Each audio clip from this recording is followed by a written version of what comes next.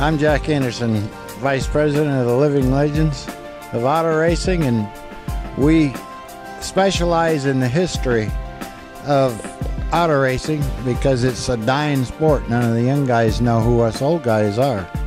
My name is Ed Thurston. I'm originally from out of Blastow, New Hampshire. Came down here for this car show that the Living Legends of Racing are putting on.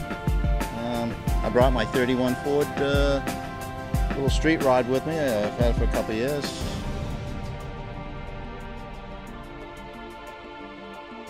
It's a 31 body, steel body, original body on a original 32 chassis.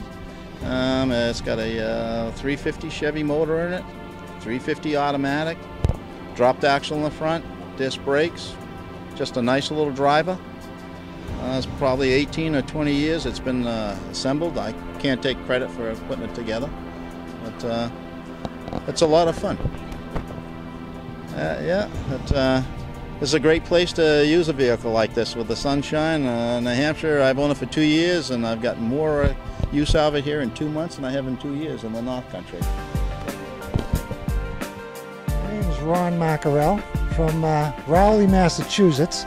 Kind of out of place down here with in the south, but we're down here at the drive-in church at Daytona during Speed Weeks 2014 for the get-together for vintage race cars and drivers for the Living Legends Auto Museum and Club.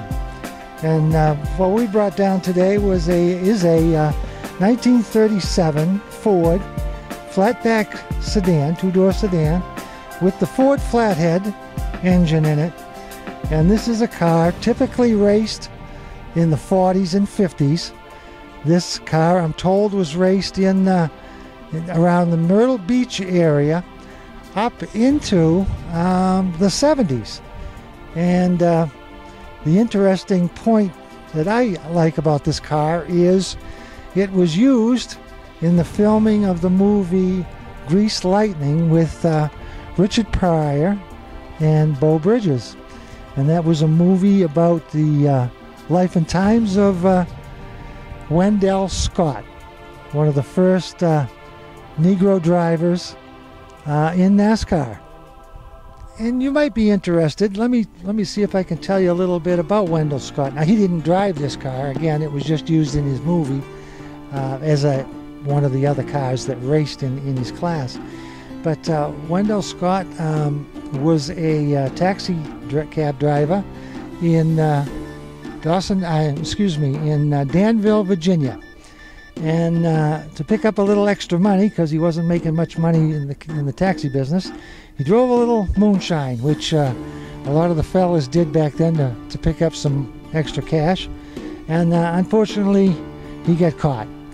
And while he was in jail, the promoter at the racetrack, the local racetrack, thought he could draw a good crowd if he had a colored driver. So he made a deal with the sheriff to have Wendell come out and race at his racetrack, advertised it, drew a lot of people, and that was Wendell's start from that little track in Virginia.